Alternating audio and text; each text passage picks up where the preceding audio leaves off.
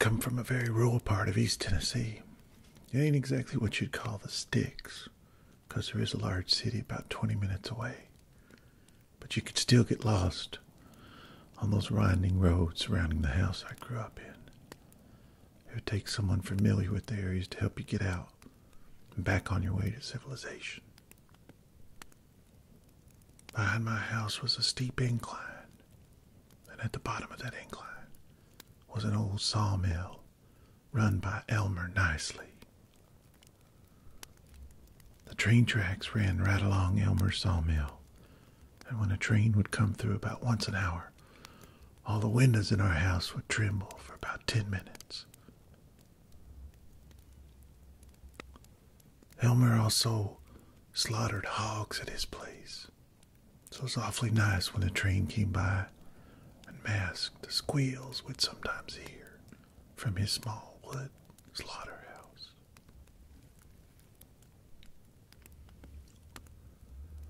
There was a one-lane gravel road that cut between our house and the sawmill. I'd see cars pass through there at all hours of the day and the night. But when I was a kid, I'd never been far down that old road. It just looked scary down there to me. The trees and the kudzu was overgrown, and the road looked like a path into a dark tunnel of leaves and vines and sticks and dust. I knew some people lived down that gravel road, but I didn't know anyone personally.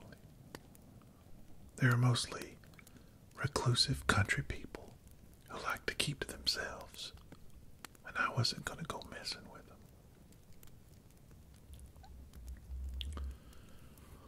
Once when I was a kid, I had a dream that terrified me, more so than any dream I've ever had. I dreamed that a man broke into our house and tried to kill my entire family. That man's face haunted me for years. He was a lanky, middle-aged man with greased-back black hair, leathery skin, and bad teeth. A few years after that dream, I was in our backyard and saw an old light blue Chevy come speeding down the gravel road. The driver looked straight at me as he passed, and my heart moved right into my throat. He had the exact same face as the man in my dream. I was petrified. I'd see this man pass the house many times after that, and every time my body would tremble. And one day, I never saw that man again. When I got older, my parents would let me walk down the old gravel road by myself. I remember the first time I went down past the sawmill, past the slaughterhouse, and found where that old road bent to the left, crossed the railroad track. At that point, I couldn't recognize any of the surroundings. It's like I was in some new, small backwood village. There was old, broken-down, rusted trailers that people still lived in, nestled way back in the brush. There's so many old houses I'd never seen before. They looked like they'd been pieced together with scrap wood and plastic and cardboard. There was an old creek that ran behind the houses. I had no idea it even existed. Every other house, it seemed, had an old mangy dog tied up to a tree or to a rotten old doghouse. Something about the whole atmosphere made the hair on the back of my neck stand straight up. Just past all those shacks, there was an old cornfield, overgrown with weeds and brush. Hanging onto a wood post was a pitiful-looking scarecrow with only one arm raised, like he was trying to hitchhike his way out of that place. Next to that cornfield, sitting way back off the road, was a decrepit white 3-story wood house. All the windows in that house were broken out, and you would need a machete to get to the front door. But it's still a pretty impressive house among red shacks. The old house looked like it had been quite something in its time.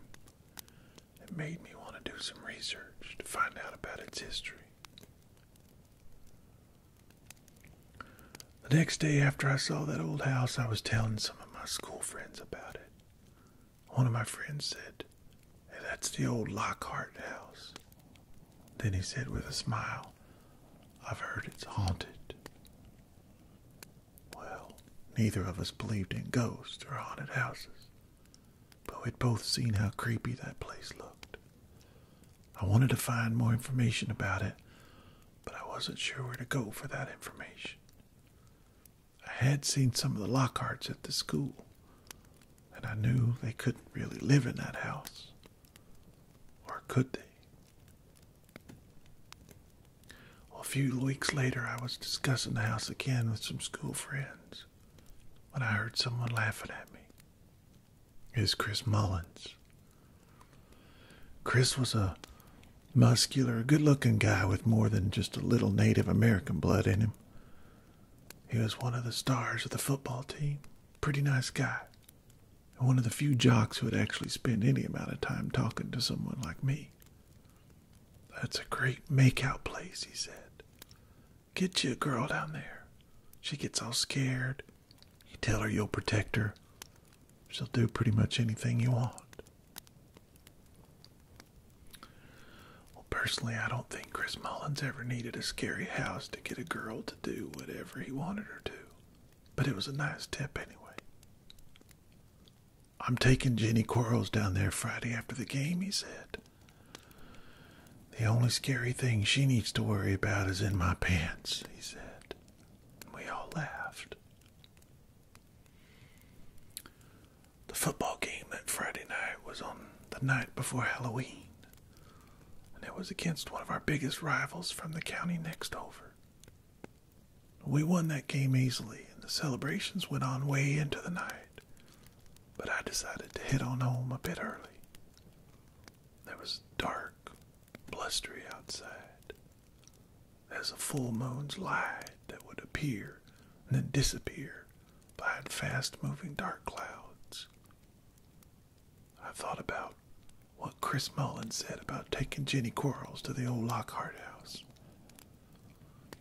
In fact, I couldn't get it out of my mind.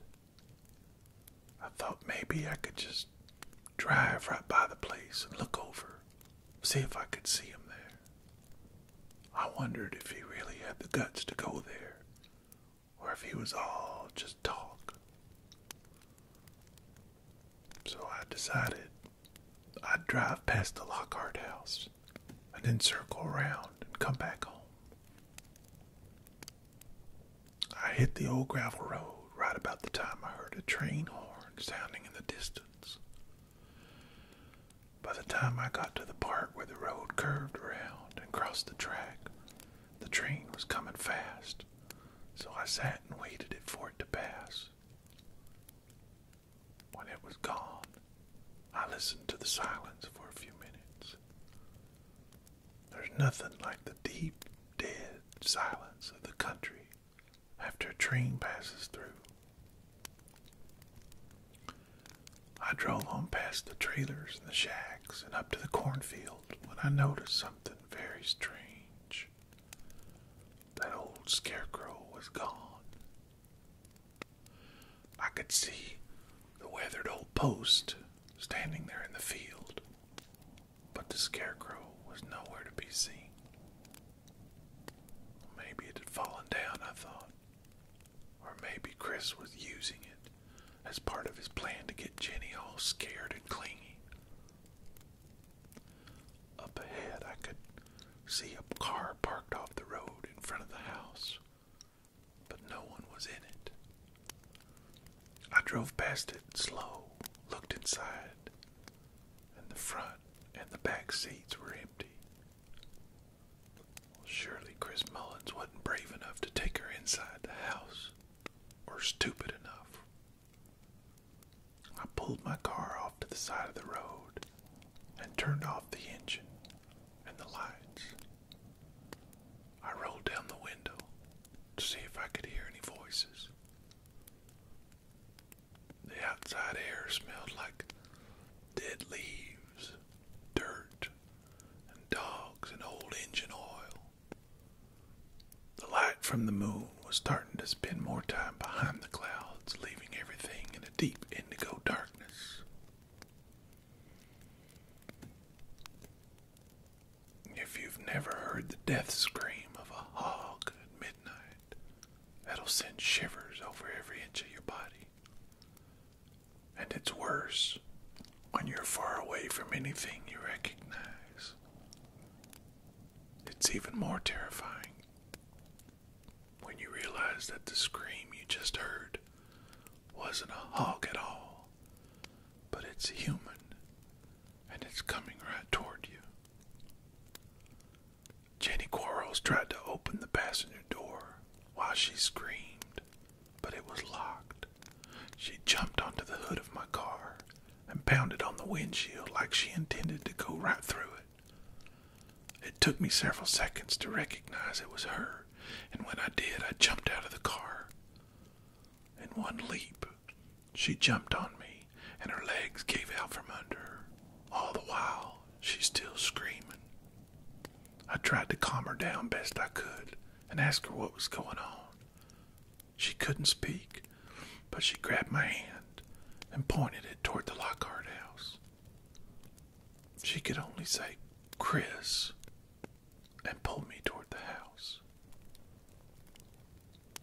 A small path had been trampled into the weeds and brush in front of the house, and Jenny pulled me along the path. It was all happening too quick to think about it, but nowadays I can't even believe I went into all that jungle. We tripped and stumbled our way to the side of the old house where there was a clearing under some tall, twisted trees. Jenny pointed to one of the trees and again let out a shrill scream. On the dirt under the tree was a scattering of straw covered in blood. Hanging from one of the trees was Chris Mullins. His throat was cut from earlobe to earlobe. I grabbed Jenny's arm, ran back toward the car, faster than I'd ever run before. It's a good thing Jenny was a small girl, because when we hit that tangled path of vines, I drug her along behind me, even after she tripped and fell several times. We got into the car and sped off to my house, where we called the police and Jenny's parents. It was several months before Jenny Quarles was able to fully relay the events of that night to anyone. She and Chris Mullins had left the school after the football game, drove to a convenience store where Chris's brother was the manager. He would sell him some beer. Chris told Jenny he wanted to take her to his house, and then he drove to the Old Lockhart House, jokingly telling her it was where he lived. They parked the car, sat on the hood, and drank a couple of beers under the moonlight. After they made out a while, Chris suggested they walk up to the house. Well, Jenny didn't think that was such a good idea, so Chris made a bet with her.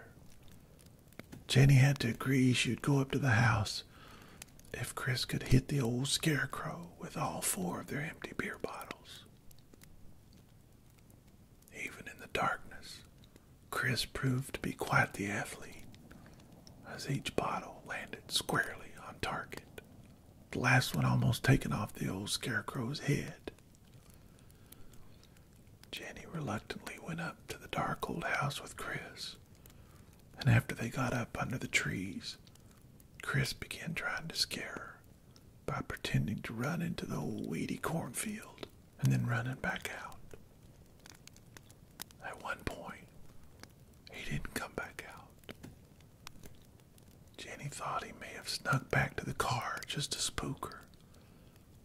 She wandered her way back to the car through the maze of the thicket, and not finding Chris there, She sat on the hood of the car and drank another beer. When the light of the train cut through the blackness, she once again made her way to the side of the house. And it was at that point she found Chris Mullins hanging from a tree. On Halloween night, few people let their kids go out trick-or-treating. No one was in a Halloween party mood. Everyone was terrified there was a murderer on the loose. So people stayed home and locked their doors. It was the first time in 18 years I'd seen my parents turn the locks on their own doors. Around 9 o'clock Halloween night, one of my friends called to tell me that several guys from the football team had plans to drive to the Old Lockhart House around midnight and burn it down. So a little bit after 12, I drove down the gravel road, and I could see the sky glowing orange far in front of me. I crossed the railroad tracks, and I could smell the smoke, and I could see the flames flickering high into the sky. I passed by the shack houses and rusty trailers, and I could see the old wood Lockhart House fully engulfed in flames. There were no cars, no people to be seen anywhere around. And to my surprise, there, silhouetted against the bright orange light of the fire, hung that old scarecrow, arms stretched out and head